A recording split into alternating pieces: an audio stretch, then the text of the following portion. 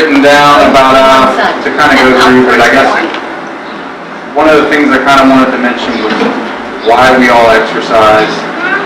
Why are you here? For different people, it's kind of different reasons. I think everybody kind of knows that it's healthy, but we all just call it healthy and just sort of leave it at that.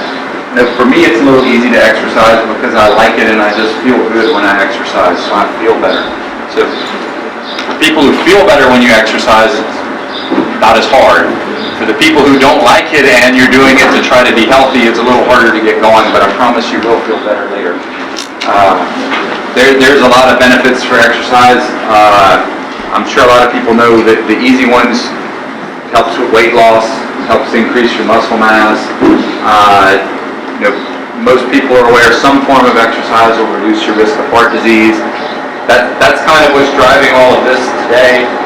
Is the company I'm with, MyMDVIP, has doctors all across the country, and they've decided for 2019 they want it to be the year of cardiovascular health.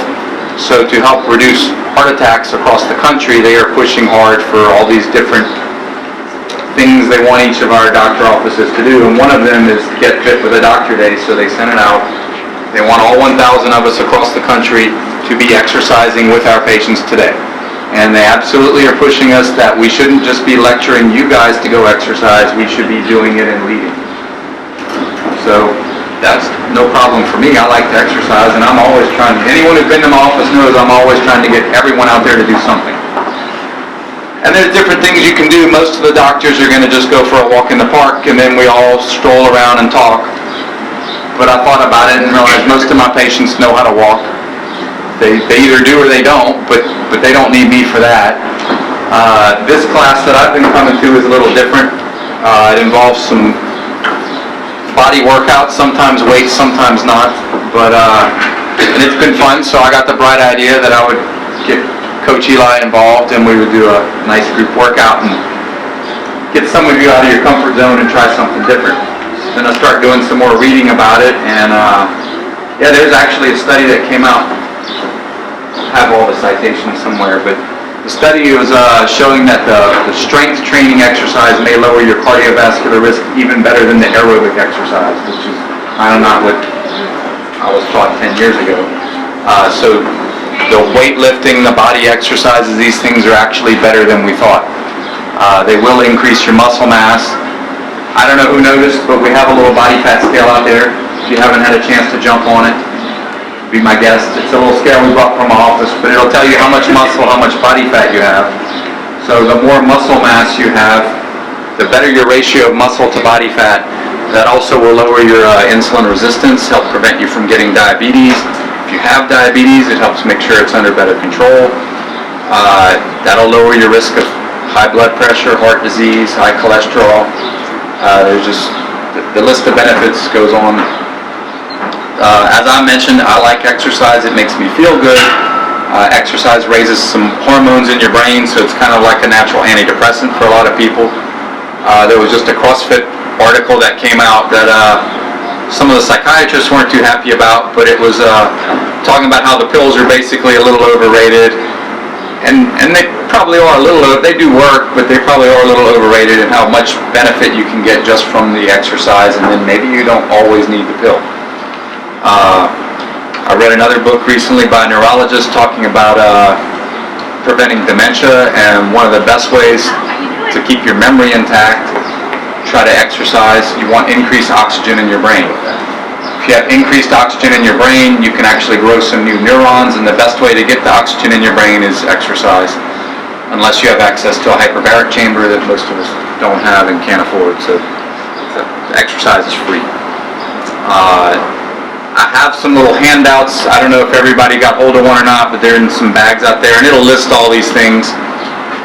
It lists the national guidelines will recommend 150 minutes of exercise, moderate intensity per week, or 75 minutes of high intensity. So if you go hard, you don't have to exercise as long. So that only comes out to about 11 minutes a day. And like our main workout today is going to be 9 minutes, and we'll have a little warm up. And so if we do the 9 minutes at a level that's difficult for you, that's high intensity. That'll count. So you'll see it's kind of fun. Work a little bit, we'll sweat. Make sure everybody is staying hydrated. It is a little warm in the gym. We'll have the fans on. There are some studies that the younger people and some of our people at the other end are more likely to get overheated and a little more likely to be sensitive to working out in the heat, so just make sure you're staying cool. I think what else we wanted to go over. I don't want to talk too long because I want to get to the workout. And you had a question? Oh, and then wipe it with sweat. Yeah, and then when we're done, I'll go hang out there if there's extra questions and all. At 10:30 there will be a full CrossFit class coming in, so anybody who wants more, you can jump in on that. If you've had enough but you want to watch how the other people suffer, you can just sit around and drink some water and watch and egg them on. That'll be fun. And then we kind of mentioned Coach Tyler's one of the owners, and he helps coach at some of the other CrossFit locations. Well, you fill in here too. Sure. And Coach Eli is a certified occupational therapist who does home health, so he's going to be leading our workout. I don't know if you want to say anything. Yeah, so same here. I've worked in the mental health care field for 12 years. That's how I kind of met Dr.Geoff in general. And so he's exactly right. One of the things I wanted to kind of clarify for today is if I had $1 for every time I heard somebody say, "Oh, CrossFit, I don't want to die." And so I know that that's kind of a thought process, but I want to ease your mind. If you guys go check out the CrossFit main site, you'll see that our industry and CrossFit as a whole is starting to make a pivot. Because what we found is that there's sort of a little miracle that takes place in all 15,000 boxes around the world, and it's that we're doing a phenomenal job at collecting data that lends itself to overcome cardiovascular disease simply through good functional movement, not always having to be through incredibly high intensity, because high intensity is variable. Your heart rate and your max heart rate is custom to you, and that grows as you become consistent. And so I want to make the distinction. Everything you see on TV about CrossFit is typically the sport. And so because CrossFit spent 10 years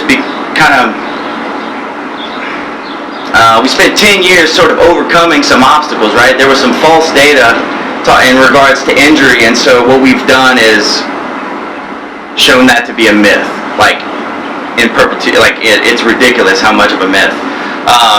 The data is online. Please go ahead and check it out. Yeah, there's the link to the website he's talking about is on the handout. Absolutely. If you want to read it. So, that being said, understand that what happens here in the affiliate is dramatically different than what you see on TV as a sport. And what you'll see over the next 5 years is CrossFit will start to distinguish CrossFit Health, which is a healthcare division where we're going to have MDs go out and get their level 1s and give health opinions.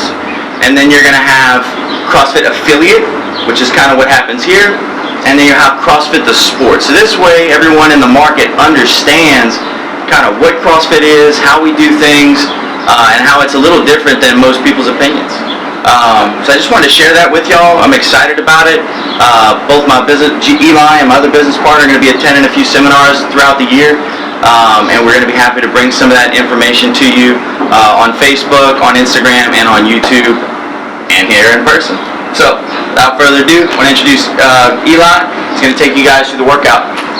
And I kind of forgot to mention, but our workout today is, and he'll mention it while we're doing this, but it's geared to be what we call functional, meaning that exercises we're going to do should apply to things you do in real life.